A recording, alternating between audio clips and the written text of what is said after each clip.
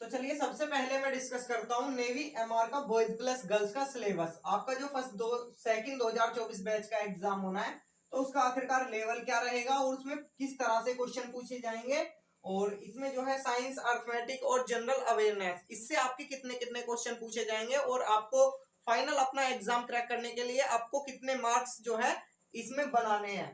तो हम सभी चीजों पर डिटेल्स में चर्चा करेंगे। और आपको पता है कि इंडियन नेवी एमआर में आपके दो सेक्शन होते हैं, सेक्शन फर्स्ट सेकंड।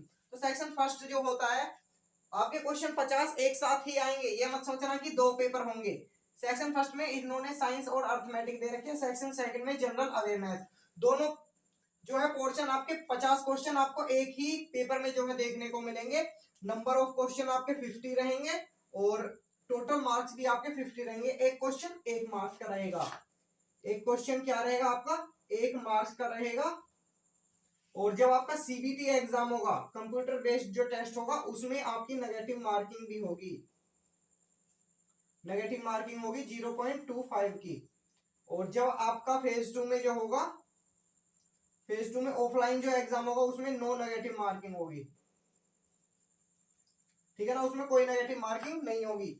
और इसमें देखिए सबसे पहला है आपका साइंस। जो आपके साइंस के क्वेश्चन आएंगे वो आपके 12 से 15 के बीच में आपके क्वेश्चन आते हैं, 12 से 15 के बीच में। और अर्थमेटिक की अगर मैं बात करूं तो 10 से 12 के बीच में अर्थमेटिक में क्वेश्चन आ जाते हैं आपके।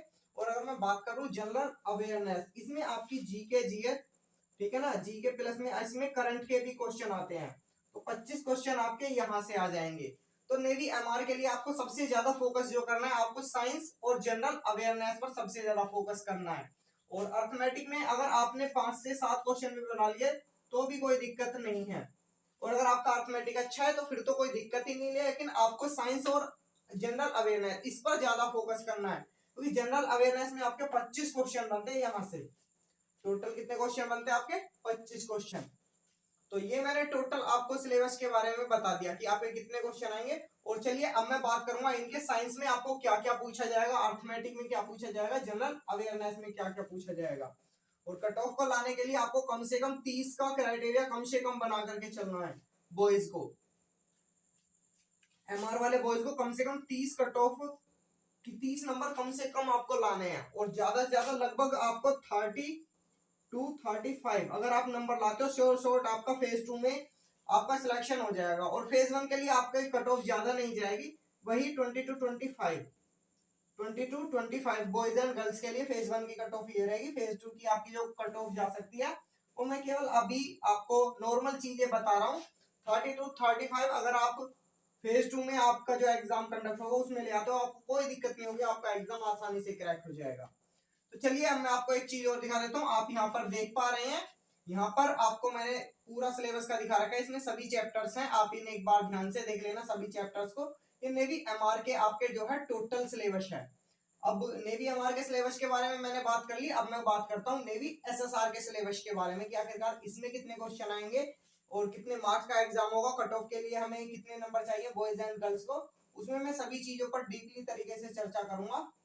पहले आप इसे एक बार देख लीजिए और नोट, अगर आपको कुछ नोट डाउन करना है तो इसे नोट डाउन कर लीजिए। देन मैं आगे नेवी एसएसआर के सिलेबस पे बातें करता हूं। तो चलिए अब हम बात करते हैं नेवी एसएसआर के सिलेबस पर। तो मैंने यहाँ पर नेवी एसएसआर का बॉयज एंड गर्ल्स का सेकंड 2024 बैच के जो आप एग्जाम दे रहे हो उसके लिए मैंने यहाँ पर सिलेबस लिखा है। तो इसमें आपके जो है 4 पोर्शन आएंगे आपके एग्जाम में और आपका एक क्वेश्चन 1 मार्क्स का होगा। आपका एक क्वेश्चन क्या होगा, आपका एक क्वेश्चन आपका 1 मार्क्स का होगा। और सीबीटी में जैसा कि मैंने आपको बताया था, सीबीटी में जब आप देने जाओगे तो आपका जो है नेगेटिव मार्किंग होगी, उसमें नेगेटिव मार्किंग होगी, वो होगी 0.25, मतलब कि 1/4 की आपकी नेगेटिव मार्किंग होगी। और जब आप फेज 2 में जाओगे वहां पर आप ऑफलाइन दोगे एग्जाम, तो उसमें नो नेगेटिव मार्किंग, तो उसमें कोई आपकी नेगेटिव मार्किंग नहीं होगी। आपका टोटल क्वेश्चन 100 होंगे एसएसआर में और टोटल मार्क्स इसके 100 होंगे, एक क्वेश्चन 1 नंबर का है। और कट ऑफ के लिए आपको कम से कम 50% तो कम से कम आपको नंबर लाने ही लाने हैं सीबीटी में। जो आपका सीबीटी होगा ना, कंप्यूटर बेस्ड टेस्ट, इसमें आपको 50% कम से कम स्कोर करके चलना है। अब मैं बात करता हूं कि आखिरकार इंग्लिश, मैथ, साइंस और जनरल अवेयरनेस में कैसे कैसे और कहां से क्वेश्चन बनते हैं। तो इंग्लिश में आपके 25 क्वेश्चन बनेंगे। जहां से आपके, अगर मैं ग्रामर पोर्शन की बात करूं तो ग्रामर पोर्शन में 15 से 17 तक आपके क्वेश्चन बनते हैं। वोकैब की बात करूं तो इसमें वोकैब में 8 से 10 क्वेश्चन बनते हैं, बिल्कुल 8 से 10। ये इसमें देखिए, नेवी की जो वोकैब है वो एयरफोर्स से थोड़ी सी टफ है। नेवी की वोकैब एयरफोर्स से थोड़ी सी अप लेवल की है, क्योंकि यहाँ पर आपको नेवी में जो है वोकैब में जो फोकस करना होता है वो आपको ईडियम प्लस में वन वर्ड सब्स्टिट्यूशन होगा, फिलअप्स ईडियम होगा, ईडियम एंड फ्रेजेस, और एंटोनियम हो गए आपके, सिनोनियम हो गए आपके, ठीक है ना।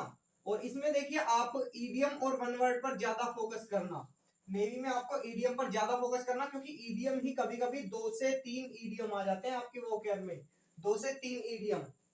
और ऐसे ही आपको वो वन वर्ड भी कम से कम 2 आ सकते हैं।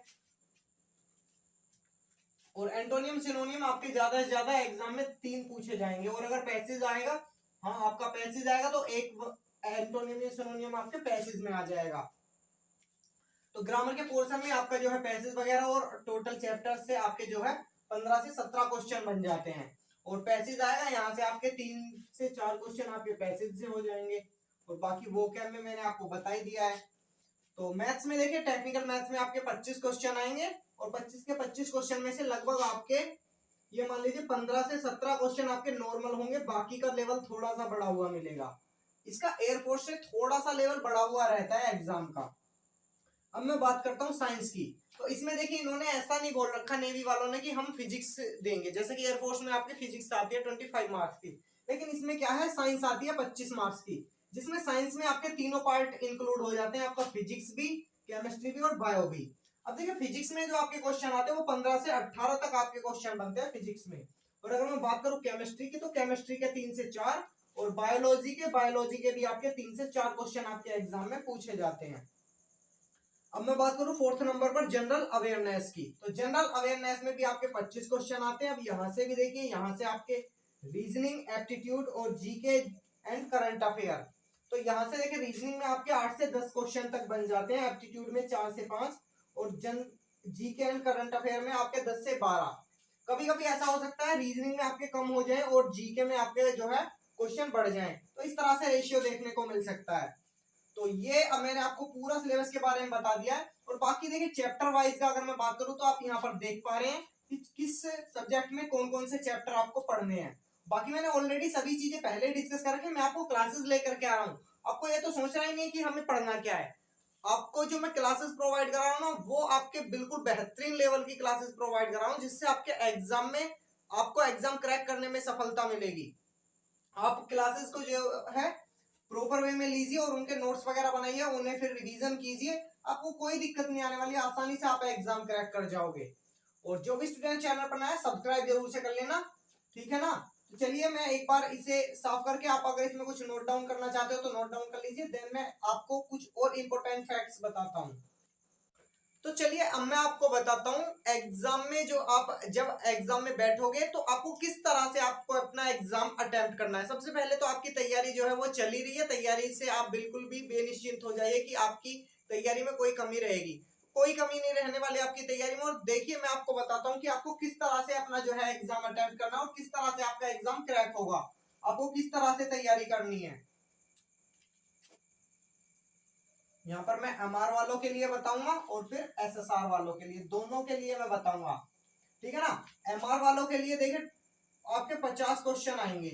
कितने आएंगे आपके? 50 क्वेश्चन। और एसएसआर वालों के लिए क्या आएंगे आपके? 100 क्वेश्चन आएंगे। तो इसमें देखिए, आपको 50 में से 30 का टारगेट रखना ही रखना है, 30 का, चाहे बॉयज हो गर्ल्स हो। अगर आप 30 का एक्यूरेसी का टारगेट रखोगे, आपको कोई भी एग्जाम क्लियर करने से नहीं रोक पाएगा, इस चीज की टेंशन मत लेना फिर आप। और एसएसआर की अगर मैं बात करूं, एसएसआर में आपके 4 पोर्शन आएंगे, मैंने आपको बता ही दिया। अगर आप एक पोर्शन में 10 नंबर भी लेकर के आते हो, 10 का मतलब है आपके 40 मार्क्स नॉर्मल हो जाएंगे। और कितने आते हैं? एक पोर्शन में 25 क्वेश्चन आते हैं। 25 में से अगर आपने 10-10 क्वेश्चन भी करेक्ट कर लिए तो आपके 40 क्वेश्चन हो जाएंगे। यहां से कितने हो जाएंगे आपके? 40 क्वेश्चन। 40 क्वेश्चन का मतलब है कि आपको सीबीटी एग्जाम क्रैक करने से कोई नहीं रोक सकता। आपको सभी ये चीजें सिखाते हैं। देखिए, मैं इसी चीज को सभी स्टूडेंट्स को बताता हूं कि आप सभी इस चीज के पीछे मत भागिए। देखिए मैं आपको बताता हूं, 25 आपके क्वेश्चन मैथ के हो गए, 25 इंग्लिश के, 25 साइंस के और 25 हो गए आपके जनरल अवेयरनेस के।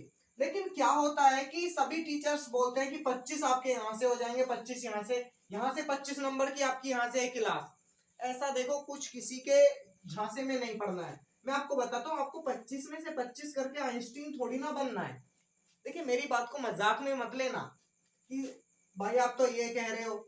आपको 25 में से 25 का टारगेट नहीं रखना, आपको एग्जाम क्रैक करना है। एग्जाम के लिए आपको 25 में से 10 का टारगेट भी रख के चलोगे, हर उसमें 25 में से 10 करना। अगर किसी पर 25 में से 10 नहीं हो रहे तो फिर तैयारी करना छोड़ दीजिए। मैं आपको रियलिटी बता रहा हूँ, क्योंकि 25 में से 10 तो कोई भी कर सकता है। जिसने एक महीने भी अच्छे से तैयारी करी है वो भी 25 में से 10 क्वेश्चन आसानी से कर सकता है। और 10 क्वेश्चन का मतलब होगा आपके 40 मार्क्स, चाहे आप किसी भी स्टेट से हो। अब देखिए यहाँ यूपी की भी कट ऑफ सीबीटी की इससे ज्यादा नहीं जाने वाली, समझ रहे हो ना, इससे ज्यादा कट ऑफ नहीं जाने वाली। और आपके मार्क्स तो 10 प्लस हो रहे हैं यहाँ से भी, तो आपको सीबीटी एग्जाम तो निकालने से कोई नहीं रोक सकता। बात आएगी फेज 2 के एग्जाम की, तो उसकी तैयारी फिर से और अच्छे लेवल पर करा देंगे। अब की बार आपको क्या करना है, फेज 2 में 10 की जगह पर 15 का रेशियो लेकर के चलना, 15 का रेशियो लेकर के चलना, तब आपके क्वेश्चन आंसर कितने हो जाएंगे, 60। कोई रोक करके तो दिखाए आपका सिलेक्शन। इस तरह से आपको तैयारी करनी है। आपको केवल 25 में से 25 का मत पढ़ो कभी भी। अगर आपने 25 में से 25 का पढ़ रहे हो तो आपके यहां से हो सकता है कि आपके 10 नंबर भी सही से ना बने, समझ रहे हो ना। आपको मान लीजिए आप पूरा मैथ पढ़ रहे हो, पूरा मैथ, अगर मैं मैथ की बात करूं, आप क्या कर रहे हो, पूरा मैथ पढ़ रहे हो 25 के 25 नंबर का, लेकिन आपके दिमाग में चीजें नहीं भर रही, तो आपको करना क्या, आपको इंपोर्टेंट चैप्टर्स देखने जो आपको चैप्टर इजी लगते हो। अगर मान लीजिए वो 13 से 14 चैप्टर भी हैं तो यकीन मानो 15 नंबर आपके यहां से कवर हो जाएंगे। क्यों पूरा मैथ पढ़ना, फिर पूरा मैथ कभी मत पढ़ो। जो आपको एक दो चैप्टर तो छोड़ करके चलने ही चाहिए। मैं आपको रियलिटी बता रहा हूँ, जो चैप्टर आपको ऐसा लगे कि ये चैप्टर लेंथी है और यहाँ से एक दो क्वेश्चन आता है लेकिन मैं इसे कवर नहीं कर पाऊंगा अभी, उस चैप्टर को छोड़ दीजिए। जो आपका चैप्टर अच्छा है उस पर फोकस कीजिए। इस तरह से एग्जाम अगर आप खुद से सोचोगे ना, एग्जाम तब निकलता है। मैं खुद इसी तरह से तैयारी करता था और मैंने आपको इसी तरह से बताया। और देखिए अभी आप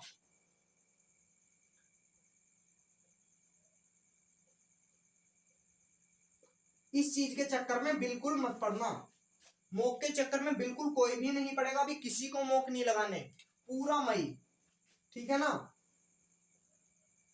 पूरा मई केवल आपको अपना सिलेबस कंप्लीट करना है, प्लस में चैप्टर वाइज प्रैक्टिस करनी है। चैप्टर वाइज क्या करनी है, प्रैक्टिस करनी है। जब आपके पूरी चैप्टर वाइज प्रैक्टिस कंप्लीट हो जाए तब आप इसकी तरफ बढ़ना, नहीं तो इसकी तरफ अभी बिल्कुल ध्यान मत दो कि आपको मॉक भी लगाने हैं। अगर आप अभी से मॉक लगाओगे तो आपके मॉक में क्या होंगे, नंबर कम आएंगे, जिससे आपको डिमोटिवेशन मिलेगा। लेकिन अगर आप यहां से पूरा मई आप चैप्टर वाइज प्रैक्टिस करोगे, उसके बाद में मॉक लगाते हो, आपको अपने नंबर बढ़े हुए मिलेंगे। इसका आपका जो है मोटिवेशन और बढ़ेगा। तो इस तरह से आपको तैयारी करनी है, चाहे एमआर वाले हो एसएसआर वाले हो। और एमआर वालों को भी आपको इसी तरह से तैयारी करनी है। आपको अपनी स्ट्रेटजी ऐसे बनानी है कि मेरे कम से कम 30 नंबर तो आए ही आए। और आपको कोई ऐसे क्वेश्चन कम से कम अटेम्प्ट करने जिसमें आपको लग रहा है कि हाँ ये मेरे पे क्वेश्चन नहीं हो सकता।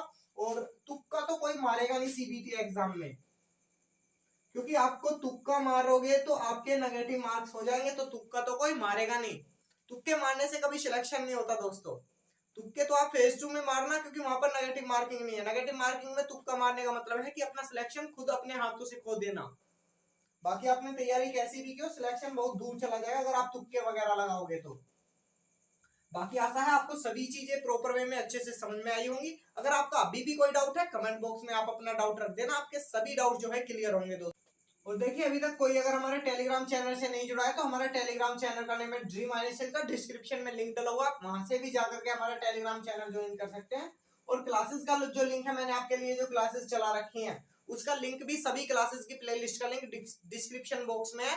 तो जाकर के आप वहां से हमारी सगली क्लासेस जो है देख सकते हो। और आपको ये सेशन कैसा लगा कमेंट बॉक्स में जरूर से बताना दोस्तों। लाइक और शेयर जरूर से कर देना और इस सेशन को सभी के साथ में शेयर जरूर से करना, ताकि सभी के डाउट क्लियर हो सके। और अगर आपका अभी भी कोई डाउट है तो कमेंट बॉक्स में रख देना। चलिए मिलते हैं नेक्स्ट वीडियो में। नमस्कार, जय हिंद, वंदे मातरम।